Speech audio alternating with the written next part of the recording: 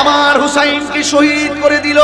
উম্মে সালমা বলেন, আমি সেই দিন রাতের বেলা আমার চোখের ভিতরে একটা ঘুম আসছিল, তন্দ্রা থেকে ঘুমে আচ্ছন্ন হয়ে গেলাম। আমি ঘুমের ভিতরে স্বপ্ন দেখলাম আল্লাহর হাবিব আমার সামনে এসেছেন। আমার সামনে এসে আমাকে বলছেন, হে সখিনা, হে সখিনা, আমি তোমার কাছে এই উম্মে সালমা, আমি তোমার কাছে একটা মাটির বোতল দিয়ে গিয়েছিলাম। আমি তোমাকে বলেছিলাম এই মাটিগুলো যখন রক্তে লাল হবে তখন মনে করবে আমার কলিজার টুকরা শহীদ হয়ে গেছে।